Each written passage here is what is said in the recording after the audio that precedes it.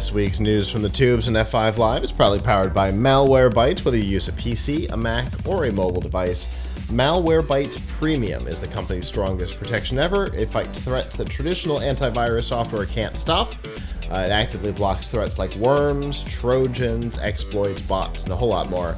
You can use your computer and mobile devices with confidence and peace of mind. To learn more and to get a special price, you can go to f5live.tv/malwarebytes. This week has been a confusing one for those in the cryptocurrency space. Over the last couple of years, we've seen a lot of chaos in the space. We've seen Bitcoin hit its highest price in history and then its lowest price in years, which is a concern. And anytime you see that much fluctuation, as we've talked about, you're going to see governments look to get involved. And this week, two different governments got involved in different ways. Here in the U.S., President Biden signed an executive order asking the regulatory bodies to go check out what's happening and see if any action needs to be taken. That is currently the stand on it. Go look, see if any action needs to be taken. I think that was kind of inevitable. That was going to come. We were going to see that. There was kind of no way around it.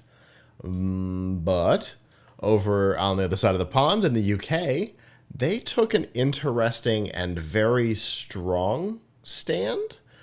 They have banned cryptocurrency ATMs. Particularly, they believe that they are not just facilitating, but encouraging money laundering. Not entirely an insane position to take, especially with everything that's going on in Europe right now. There was concerns that the money could be used, laundered through these ATMs and then sent in to support Russia and or Ukraine, depending on what side you're taking in the conflict. And they didn't want to be involved in that.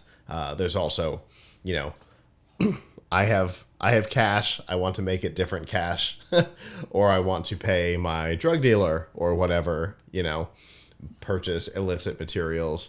And they believed that the ATMs made that easier. So they are no longer allowed anywhere in the UK. An interesting move. Not necessarily one that I suspect we will see here following this investigation from this executive order, though. What do you think, Abram? So I think there's a lot going on here. Obviously, I think governments are of kind of a split mind as the public is. For once, China banned crypto. I think last year, was it last year or the year before that China banned it? Last year, I think. Yeah. So actually, except their own, right? Except Chia. Well, I don't know about that, but nobody cares about Chia anymore anyway. Chia is not owned by the Chinese government. But it was significantly more popular there, I think, is what it was. I think so, but it's reached a point of saturation now where Chia is worthless, I think. 2021. But especially given the kind of the oil and gas energy issues right now, crypto is a serious drain on the global energy supply. So Bitcoin alone uses more electricity than the country of the Netherlands, right? An interesting statistic.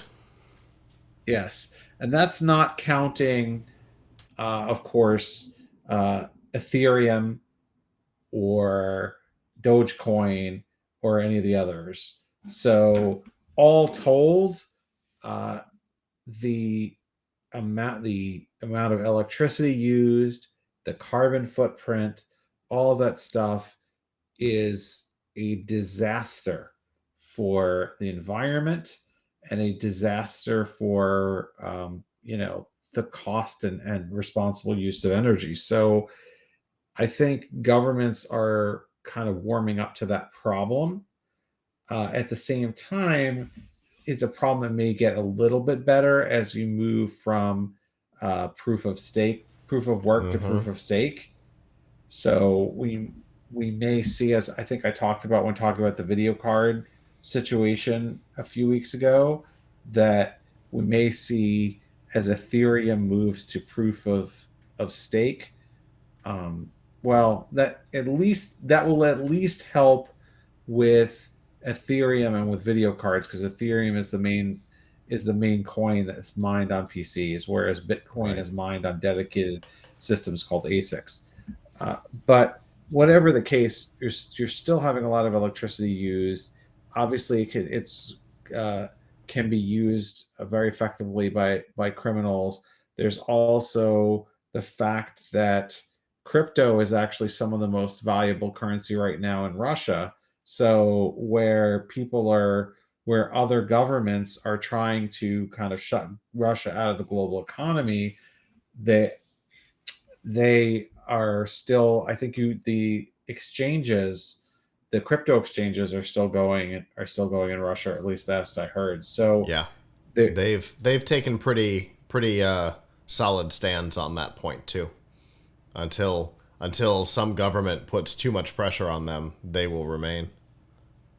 Yeah, also it's hard for me to see the Russian government putting pressure on them to leave, uh, unless they see that as a way for people are taking money out of the country. I don't know. Then that would be a problem. But it's so you can see, on the other hand, it's very popular. A lot of people are using it. I saw a commercial yesterday for turning your retirement fund into an investment in crypto, and Fascinating. like you could like defer tax payment on it like you do with your IRA Hmm. or your 401k or whatever. So it's so clearly there's a strong future for crypto, but there's also lots of reasons for governments to be skeptical. Mm-hmm. So I don't know what this move means. I mean, I think what it means is the government is going to try to figure out something. There may be some kind of regulation that they want to put in place. And it might be a positive regulation because there's certainly a lot of people who are losing their shirt on investing in crypto. Yeah. And there's probably a lot of services that are really ripping people off because of the excitement about crypto. So, you know, it probably makes sense. But on the other hand, the whole point of cryptocurrency is that it is stateless currency that is Mm-hmm. not tied to backed by particular government, which is why people like it. The other crypto thing that I just want to say that I saw recently, which really showed me that crypto is starting to go more mainstream, is that on New Egg, there's a lot of things now where you can pay for them with crypto, which I don't think there are that many stores. That is new, I think, and there's not been that many stores that will accept crypto as a payment method. There, there was a there was a push on it a couple of years ago. The Microsoft Store had the ability to pay in Bitcoin. But none of them lasted more than like 6 weeks, and then boom, they were gone. Unceremoniously pulled from everywhere all at once. I don't know what it was about. I don't pretend to have any idea what happened there. But but yeah, now we're starting to see it come in like officially. You know what I mean? Because all that seemed like an experiment that went horribly wrong and was abandoned quickly. And then, but now it seems like the stores are bringing it out. I think PayPal has Bitcoin and maybe Ethereum built into payments, into their payment systems now. It's definitely hitting the mainstream. Yeah. So I mean, so it's hitting the mainstream, but governments are understandably wary of it for a lot of reasons. Partially because it's hitting the mainstream, right? Yes. When it was fringe and and a very small percentage of people were involved in it, they could kind of pretend that it didn't exist. But now we've got kind of, there was some survey I heard, 80% of people were at least aware of what the term meant in some accurate way, and like 53% of people had invested in it in one way, shape, or form, uh, likely through something like Robinhood, where you don't quite own it, but that's a whole different thing. And then we did that whole dating safety and security topic a couple months ago, and that was taking advantage of cryptocurrency. So that when scams start to show up, that's a good indication that something has become mainstream.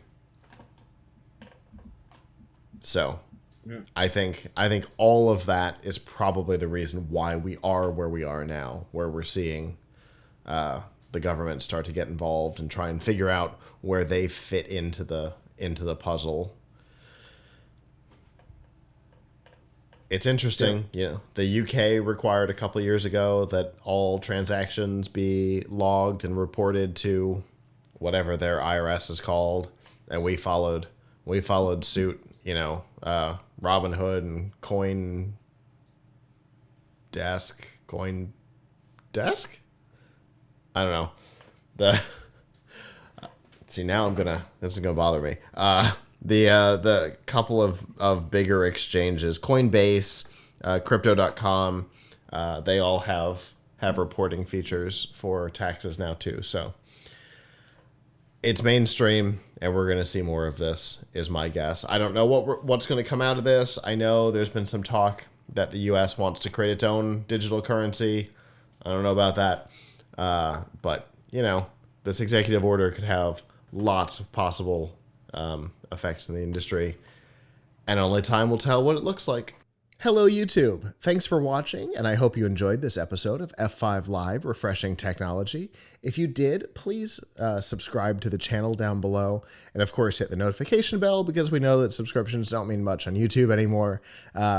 If you've got topics that you'd like us to talk about in the future, please comment them down below. And if you'd like to not follow us on YouTube, there's lots of ways that you can follow along with our content by going to plughitslive.com/subscribe. There you'll see all of our shows and all of the ways that you can watch, listen, and follow along.